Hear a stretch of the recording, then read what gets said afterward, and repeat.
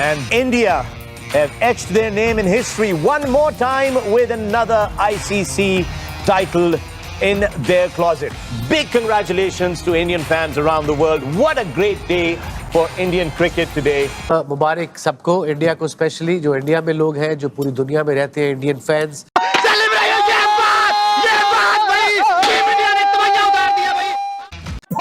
India ने पकड़ के फोड़ दिया, इंडिया ने पकड़ के फाइनल में इंडिया ने पकड़ के फोड़ दिया। मैं बोल रहा था कि इंडिया इतने रन कर देगा कि न्यूजीलैंड की पहुंच से गेम बाहर हो जाएगी। और बहुत ही मारा है, बेरहमी से मारा है। उसके बाद तो न्यूजीलैंड बॉलिंग चौके छक्के चौके यही चल रहा था। एक बार इंडिया के लिए तालियां होनी चाहिए।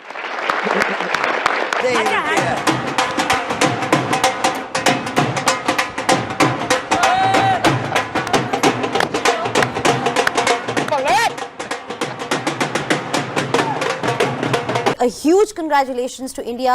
जिस तरह से वो खेले, वही बात आ जाती है कि सिलेक्शन भी अच्छी हुई, एग्जीक्यूशन भी अच्छी हुई, और they are the deserving winners of this ICC trophy. सना, कहाँ गलत साबित हो गए हम दोनों? क्या लगता है आपको कि आज क्या ऐसा ना कर पाया न्यूजीलैंड? इंडिया ने क्या किया? चले इंडिया की बात हो रही है कि मतलब बिलीव होना चाहिए। Well, welcome to Game On here once again for the last time. A huge congratulations to India. जिस तरह से वो खेले, वही बात आ जाती है कि सिलेक्शन भी अच्छी हुई, एग्जीक्यूशन भी अच्छी हुई, और they are the deserving winners of this ICC trophy. मेरे साथ मेरे यूजुअल पैनलिस्ट मौजूद हैं। सिकंदर बख्त मेरे साथ हैं, जो बहुत ही एक्साइटेड हैं कि शायद आखिरी दफा आज उनको ये शो करना पड़ा। नहीं, मैं इस बात के लिए एक्साइटेड हूँ। नहीं, मैं इसलिए एक्साइटेड हूँ कि मेरा अनबीटन रिकॉर्ड है। अनबीटन रिकॉर्ड है मेरा गलत टीम चूज करने का। तो सना, कहाँ गलत साबित हो गए हम दोनों? क्या लगता है आपको कि आज क्या ऐसा ना कर पाया न्यूजीलैंड?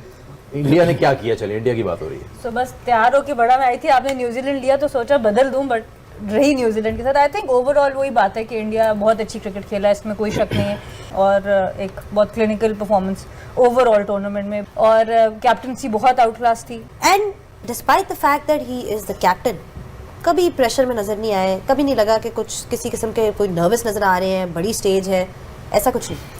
सबसे पहले तो इंडियन टीम को बहुत बहुत मुबारक, आपके सिस्टम को, आपके थिंक टैंक को, जितने भी स्टेक होल्डर्स हैं, and even as a nation big congratulations to you guys. देखें, सिंपल फॉर्मूला उन्होंने अपनाया था 2023 में जब वो फाइनल हारे थे। आफ्टर लूजिंग अर्ली विकेट्स उन्होंने मीटिंग की, उन्होंने कहा that's how we gonna play.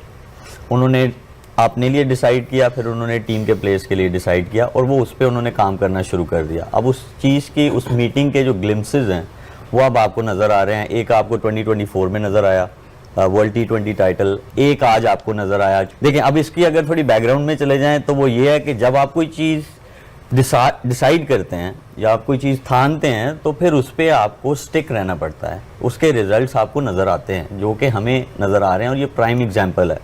अब आ जाए उनकी बैटिंग पे, तो उन्होंने अपने लिए रोल डिफाइन किया हुआ था, ठीक है, रिमार्केबल इनिंग्स। फिर उसके अगली साइड पे आ जाएं तो ट्रस्ट योर प्लेयर्स, जिनको आपने ट्रस्ट किया है, उनको एम्पावर किया है, उनको मैसेज दिया हुआ है, it's players responsibility to evolve with the game. इसीलिए आप उनके इंटरव्यूज में भी देखें तो वो आपको क्या कहते हैं, वो एक ही चीज़ नज़र आती है, that I have full faith in my players. ये बहुत इंपॉर्टेंट है, फेथ भी है और उनके पास स्किल्स भी हैं जो उनके प्लेयर्स हैं, और उनको बनाया भी गया है, उनको प्लेटफॉर्म्स दिए गए हैं जहाँ पे उन्होंने वो स्किल को इम्प्रूव किया है, प्रेशर में कैसे डील करना है। तो उन्होंने एक प्रॉपर होमवर्क करके जो है यहाँ आए हैं। उन्होंने सेकंड बारी भी ली, उन्होंने पहली बारी भी ली, उनको बीच में दूसरी टीम्स ने प्रेशराइज भी किया, उनके आउट करके भी किया, उनको अच्छे जो है बैटिंग में भी प्रेशराइज किया उनको, but they were keep coming back in a game, और सारे गेम्स में आए। तो वो इसीलिए आप आते हैं कि जब आपका होमवर्क पूरा होता है और जब आपने पूरी प्रिपरेशन की होती है। इसीलिए मेरे ख्याल में वो आज टीम जो है वो इस जगह पे खड़ी हुई है।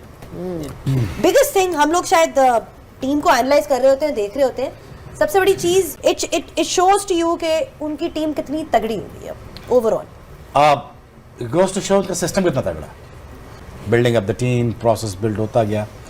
आप उनके कोचेस देखें, मैनुअल देखें, कोचिंग स्टाफ देखें, जो बंदा आया ऐड करता गया। धोनी आया, उसने ऐड किया, रवि शास्त्री आया, उसने ऐड किया, राहुल द्रविड़ आया, फिर रोहित शर्मा आया, गौतम आया, सिस्टम ने कहा ये है बेंच, ये है टीम, ये है प्रोग्रेशन और ये है 20 साल की मेहनत. It's just not a cricket, it's just a country. Is been reflected on the cricket field. और हफीज़ अभी शुएब अख्तर ने भी कहा कि कंसिस्टेंसी की बात है, 3-4 साल से एक प्लानिंग नज़र आ रही है.